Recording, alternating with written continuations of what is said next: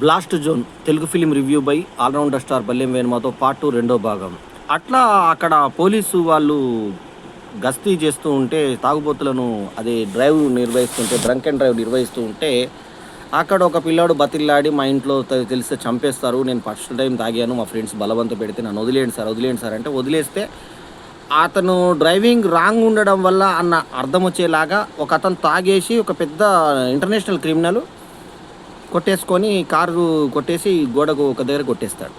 Sir మీరు చెప్తూనే ఉన్నాను సార్, వదలొద్దు అని. చూడండి ఇప్పుడు ఆ బైక్ వల్లనే యాక్సిడెంట్ అయింది, ఇప్పుడు మన మీద వస్తుంది అంటే తీసుకెళ్ళి అతన్ని చేర్పిస్తారు హాస్పిటల్లో. చేర్పించిన తర్వాత అతన్ని తీసుకెళ్ళడానికి హవాల్కి సంబంధించిన వ్యక్తి కదా, అతను తీసుకెళ్ళడానికి తమ వ్యక్తులు వస్తారు. వచ్చిన తర్వాత ఇన్స్పెక్టర్ గుర్తుపట్టి అతని కాల్లో పేలుస్తాడు. నేను మొదటి భాగంలోనే చెప్పాను ఏంటంటే ఇందులో కొన్ని అవకతవకలు ఉన్నాయని. ఎంత మత్తులో ఉన్నా కూడా కాలికి బుల్లెట్ తగిలినప్పుడు వ్యక్తి లేచన్న ఇట్లా తల్లడిల్తాడు. ఖచ్చితంగా అతనికి కొంచెమైనా స్పృహ వస్తుంది. ఎంత అనెస్థీషియా ఇచ్చినా కూడా ఉంటుంది ఆ స్పృహ.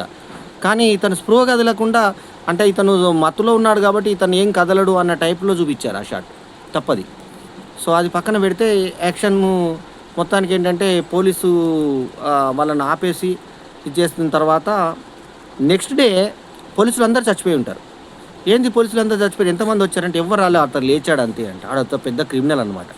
సో అతను ఎవరో కనుక్కోవడానికి గిరి అనేటువంటి ఈ వ్యక్తి ఇన్స్పెక్టరు ఎవరైతే కాకినాడ డిఎస్పీ ఉన్నాడో అతనికి ఫోన్ చేశాడు. అతను మన తెలుగు సినిమాలో రెగ్యులర్గా చేసే అతను ఫోన్ చేసి చెప్తే అతను చాలా పెద్ద క్రిమినల్, చాలా ఇంపార్టెంట్ పని ఉంటే అసైన్మెంట్ ఉంటే తప్ప బయటకు రాడు, అసలు అతనితో ఎందుకు పెట్టుకున్నావు నువ్వు అన్న టైప్లో పెడతారు.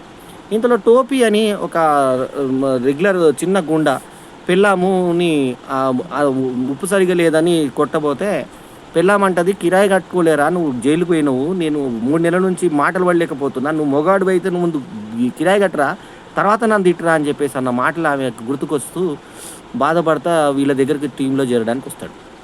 నువ్వు అంతకుముందు ఏం చేసావంటే చైన్ స్నాచింగ్ చేసిన, మరి ఇప్పుడు నేను పట్టించిన ఏమని చేసినావా అంటే తగలబెట్టేసిన అంటే, సరే వీడికి అప్పచెప్పండి, ఇది సంబంధించింది ఆ ట్యాబ్లెట్లు ఇతను కావాలి, కాలుకు బుల్లెట్ తగిలింది కదా, ఆ డాక్టర్ ప్రిస్క్రిప్షన్ ఇస్తే ఇది ప్రిస్క్రిప్షన్ లేనిది ఎక్కడా దొరకదంటే, నేను ప్రిస్క్రిప్షన్ సంగతి నేను చూస్తావు, ఒక ట్యాబ్లెట్ పేరు నువ్వు చెప్పు అని చెప్పి డాక్టర్ని ఫోన్లో అడిగేసి ఇతని ట్యాబ్లెట్ తెమ్మని పంపిస్తారు. ఇతను సరిగ్గా ఈ అమ్మాయి నీల వాళ్ళ షాప్కి వస్తాడు, అంటే అర్జున్ వాళ్ళ షాప్కు వాళ్ళ కూతురు దగ్గరకు వస్తాడు. అర్జున్ ఈ అమ్మాయి ప్రీతి ముకుందన్ దగ్గరకు వస్తాడు, పాత్ర ప్రకారంగా నీల వచ్చి ప్రిస్క్రిప్షన్ లేనిది ట్యాబ్లెట్ ఇవ్వలేమండి అంటే కత్తి పెడతాడు పక్కన. ఇప్పుడు ఇస్తావా అని అడుగుతాడు. కొడదామనుకుంటుంది ఆ అమ్మాయి.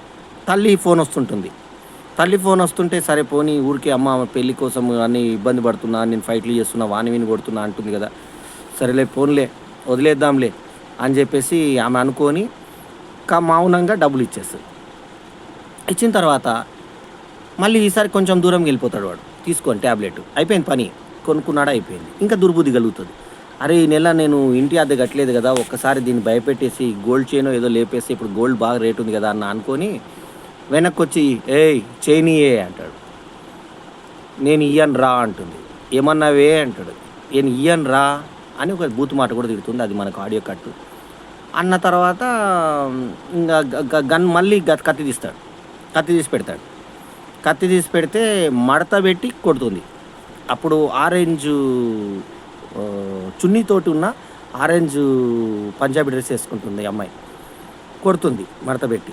కొట్టినాక వాడు మళ్ళీ తిరగబడబోతే కత్తి అక్కడ పెట్టి ఛాలెంజ్ లాగా తీసుకోరా అని కళ్ళతోటి అంటూ దగ్గరకు వచ్చింది. ఈ కవింపు చేష్టలు చాలా బాగున్నాయి, హీరోయిన్ చాలా అద్భుతంగా పర్ఫామ్ చేసింది అక్కడ. మళ్ళీ దగ్గరకు వస్తే వాడిని అరచేతిలో కత్తి దింపిన తర్వాత చుట్టుపక్కల వాళ్ళందరూ వచ్చేసరికి పోలీసులకు ఇన్ఫర్మేషన్ వెళ్ళిపోతుంది.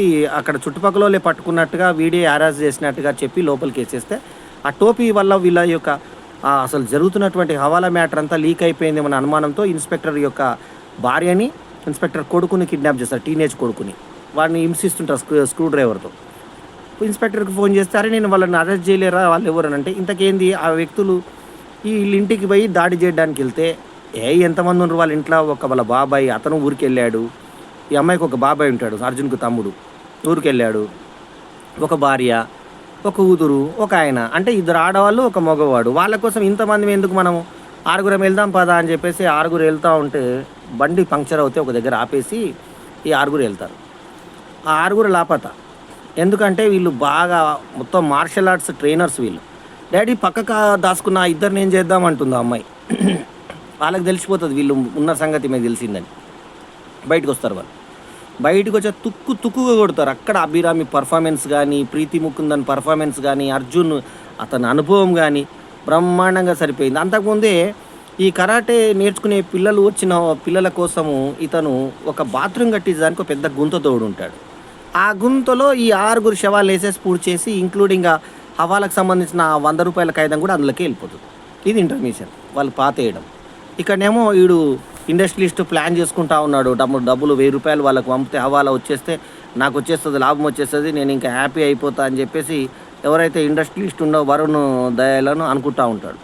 ఇంకెక్కడ మొత్తం హవాలన్న కింద అయిపోయింది. ఇక్కడ తీసుకున్నటువంటి వివేక్ ప్రసన్న వీళ్ళందరూ వివేక్ ప్రసన్న ఏమో తమ్ముడు పాత్ర చేశాడు. సో లోపలికి వెళ్ళిపోయాడు కదా, ఎట్లా చేద్దాం ఏం సంగతి అని చెప్పేసి అనుకుంటారు. అనుకున్న తర్వాత వీళ్ళు మళ్ళీ దాడి చేసినప్పుడు ఆ ₹100 నోట్ కోసం ఇంత కష్టపడుతున్నారు మీరు అంటే, ఉందా అంటే తొవి చూస్తే ₹100. ఇప్పుడు చెప్పమ్మా నువ్వు కూతుర్ని అడుగుతాడు అర్జున్, ఏం చేద్దాం ఈ ₹100 అంటే, డాడీ ఈ ₹100 హవాలా ఇస్తే అక్కడ పని జరుగుతుంది, ఆ పని జరిగితే ఊరు మొత్తం నాశనం అవుతుంది, వాళ్ళు ఎవరో మనకు బంధువులు కాకపోయినా ఒక ఊరు నాశనం కావడం నాకు ఇష్టం లేదు, తగలబెట్టేసి ఆ ₹100 నోట్ అంటే తగలబెట్టేస్తాడు. తగలబెట్టేసి మరి ఇప్పుడు వీళ్ళని ఏం చేద్దామమ్మా, చంపేద్దాం డాడీ అందరినీ అని. వాళ్ళందరూ దుర్మార్గులు దుష్టులు కాబట్టి ఆ దుష్ట సంహారం చేస్తాడు. లాస్ట్లో ఒక పాట ఉంది, ఆ పాట రక్కసుడితడే, రక్షకుడితడే, రక్షణ కోసం పోరాడే బుద్ధుడు ఇతడే అనే ఒక అద్భుతమైన సాహిత్యంతో లాస్ట్లో సాంగ్ ఉంది. ఆ సాంగ్ సాహిత్యం కూడా బాగుంది, రవి బాసుర్ సంగీతం కూడా బాగుంది, మంచి ఆర్ఆర్ పడింది సినిమాలో. ముఖ్యంగా యాక్షన్ కింగ్ అర్జున్, ఇప్పుడు నాలాంటి అభిమానులు చాలామంది ఉంటారు అర్జున్కి. సో యాక్షన్ కింగ్ అర్జున్ పర్ఫార్మెన్స్కి ఆయన ఏజ్ తగ్గట్టుగా లైట్గా అక్కడక్కడ తెల్లగడ్డ, మేకపే లేదు, వాయిస్ కూడా సొంతంగా మాట్లాడాడు.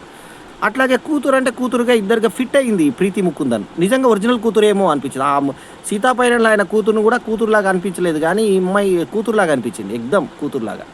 అంటే నేను అనేది ఆ అమ్మాయి ఫేస్ కొంచెం పెద్దగా అనిపించింది. ఈ అమ్మాయి కరెక్ట్గా కూతురు అంటే తల్లి కూతురు తండ్రి కూతురులాగా సెట్ అయ్యారు వీళ్ళు. అభిరామి కూడా భార్యలాగా సెట్ అయింది. ఆమె వేసుకున్న బ్లాక్ మీద వైట్ డిజైన్లు ఉన్న చీర కూడా బాగా ఇట్లా మోచైతో కొడుతుంది ఆ షాట్. ఆ తర్వాత మరిది గారు వస్తారు. మరిది గారు అంటే అర్జున్ తమ్ముడు, అతను ఫైటరే, అతను వచ్చి కొడతాడు. వీళ్ళు ఒక టీమ్గా ఫామ్ అయ్యి అర్జున్ కూతురు అంటే ప్రీతి ముకుందన్ అర్జున్ అంటే పాత్రల ప్రకారంగా మాట్లాడుకుంటే రాజారామను నీల ఇద్దరు మెయిన్ వీళ్ళని దగ్గరికి వెళ్ళిపోయి ఇంటికాడ అభిరామి వాళ్ళ మరిది ఇద్దరు ఇక్కడ ఉన్న వీళ్ళు అరుచుకుంటారు, అక్కడ ఉన్న వాళ్ళు అరుచుకుంటారు. మొత్తానికి ఏంటంటే ఎవరైతే ఆ పెద్ద డాన్ ఉన్నాడో, అదే మన ఇందాక కలేజా సినిమాలో చెప్పినట్టుగా ఒక వరుణ్ దయాలన్ అనేటువంటి ఒక పారిశ్రామికవేత్త ఉన్నాడో అతన్ని మట్టు పెడతారు మొత్తానికి.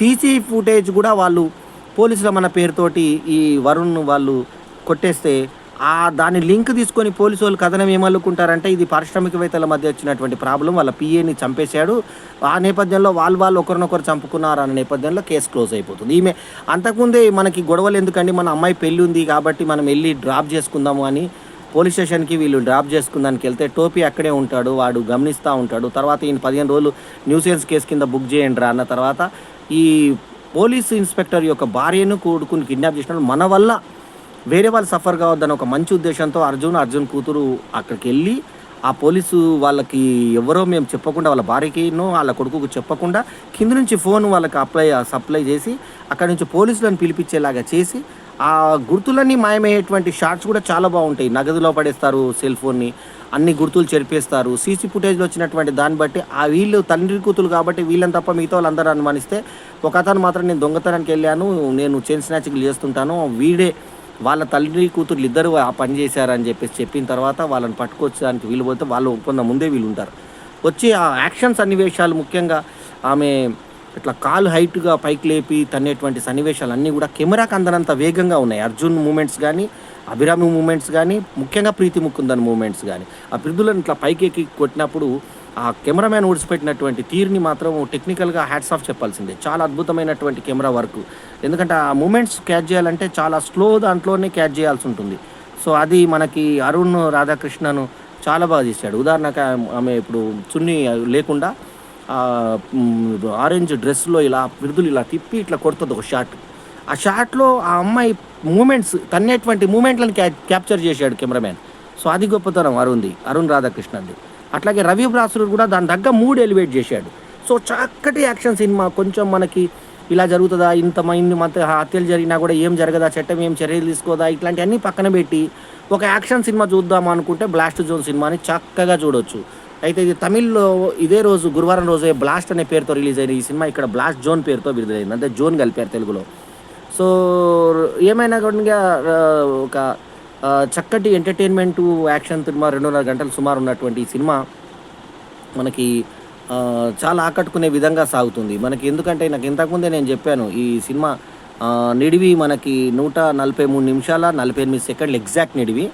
సో ఆ ఎగ్జాక్ట్ నిడివికి తగ్గ ఆనందాన్ని మాత్రం మనకు ఖచ్చితంగా ఈ సినిమా కలుగజేస్తుంది. ఒక యాక్షన్ ప్రియులు 2 సార్లు చూసినా కూడా నష్టం లేదనే విధంగా ఈ సినిమా ఉంది. ముఖ్యంగా ప్రీతి ముకుందన్కి హీరో లేకపోవడం, పాటలు లేకపోవడం, సినిమాలో ఒక ఎంట సాంగ్ తప్ప ఎటువంటి పాటలు లేకపోవడం, అభిరామిని ఒక పెద్ద ఫైటర్గా చూపిస్తూ అర్జున్ దగ్గరకు వచ్చి నేను టోర్నమెంట్లో ఓడిపోయానని కూతురు బాధపడుతుంటే చిన్నప్పుడు నేర్చుకునేటప్పుడు కరాటేలో నేను ఓడిపోయానమ్మ ఒక టోర్నమెంటు, ఆ తర్వాత నేను గెలిచాను, ఇంకా ఆ తర్వాత గెలుపులే అంటే ఎవరి చేతిలో ఓడిపోయారు తెలుసా అంటే ఎవరి చేతిలో అంటే మీ అమ్మ చేతులు అని చెప్పేసినప్పుడు మనం స్టన్ అవుతామంటే ఆమె కూడా అభిరామి కూడా గొప్ప. ఇది ఎవరు నేర్పించారు, తాతయ్య నేర్పించారంటే ఎవరు తాతయ్య అంటే అభిరామి వాళ్ళ నాన్నగారు అంటే వాళ్ళ మామగారు నేర్పించారంట అర్జున్కి.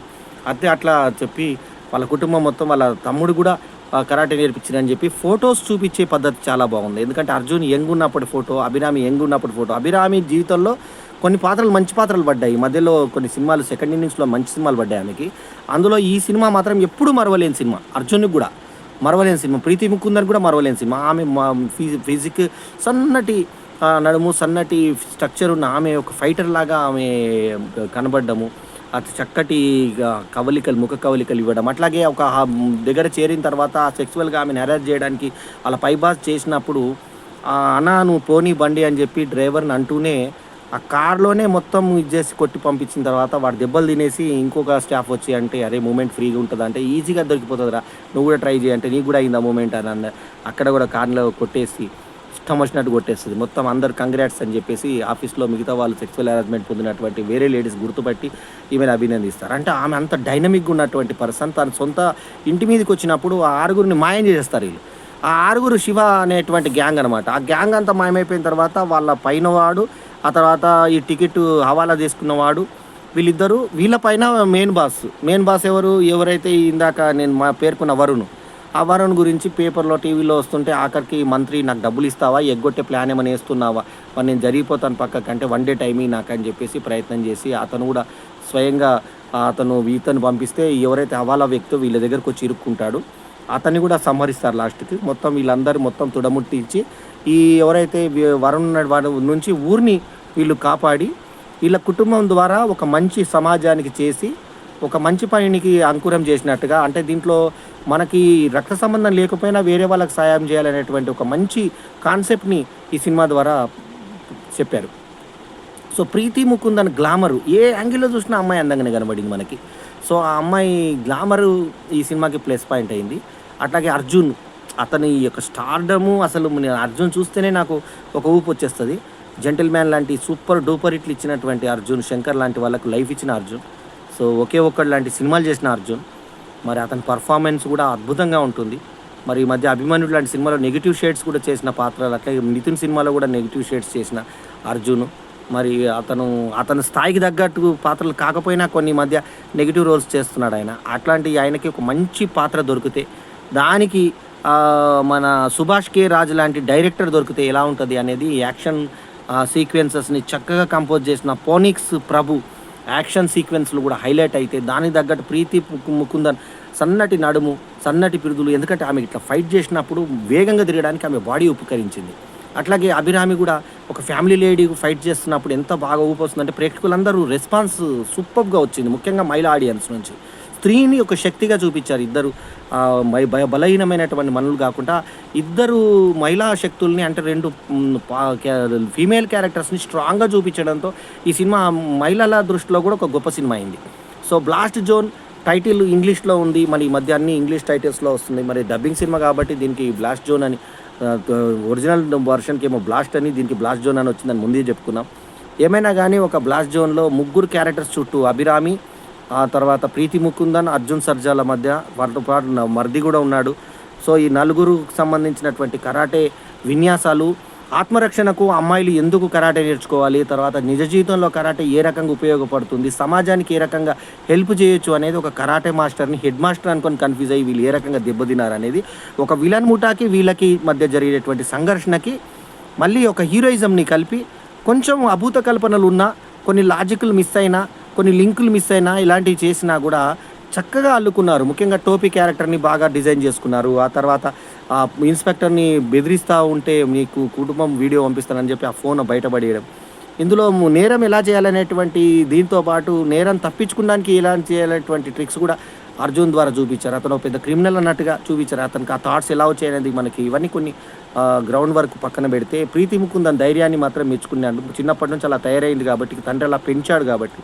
అభిరామి తర్వాత ఫ్యామిలీ కోసం బాధపడుతుంది. అయ్యో ఎట్లా అయిపోయింది నా జీవితం అంటే, ఏం కాదు మనం బయటపడతాము, వాడిని మొత్తం అంతం చేసేస్తే మనకు ప్రాబ్లమే ఉండదు అని అర్జున్ అనడం, ఓన్ స్వయమైనటువంటి స్వీయ గొంతుతో అతను చెప్పిన డబ్బింగ్ కూడా మనం ఆకర్షిస్తుంది. అర్జును చాలా కేర్ తీసుకుంటాడు. చాలా ఆయన గొప్ప టెక్నీషియన్, గొప్ప ప్రొడ్యూసర్, గొప్ప డైరెక్టర్ కాబట్టి యాక్షన్ కింగ్ అర్జున్ యొక్క ప్రెజెన్స్ ఈ సినిమాకి ఆ క్యారెక్టర్లో రాజారాం క్యారెక్టర్లో ఆయన తప్ప, రాజారామన్ క్యారెక్టర్లో ఆయన తప్ప వేరే వారిని ఊహించుకోలేము. అట్లాగే ప్రీతి ముకుందన్ క్యారెక్టర్లోనూ అభిరామి క్యారెక్టర్లోనూ ఎవరిని ఊహించుకోలేము మనం. అభిరామి గోపికుమార్ అద్భుతంగా చేసింది. ఆమె శరీర సౌష్ఠవం దగ్గర ఇద్దరు అక్క చెల్లెల్లాగా ఉన్నారు. అయినా కానీ ఆ తల్లి కూతుర్లు అంటే మనం మెచ్చుకునే విధంగా ఉంది ఆ గ్లామరు. అర్జున్ అయితే అతను లైట్ తెల్లగడ్డంతో ఆ పాత్రకు ప్రాణప్రతిష్ఠ చేశాడు. నాకైతే పిచ్చగా నచ్చింది cinema. 4/5 is my review rating. ఈ రివ్యూ కనుక మీకు నచ్చితే లైక్ చేయండి, కామెంట్ చేయండి, షేర్ చేయండి. మా ఛానల్కు తప్పకుండా సబ్స్క్రైబ్ చేయండి. ఈ వారం అంటే ఇప్పుడు ఈ శుక్రవారం ఇవాళ రిలీజ్ అవుతున్న సినిమాలతో కంపేర్ చేసినా కూడా ఇదే కొంచెం భారీ చిత్రం, గొప్ప చిత్రం.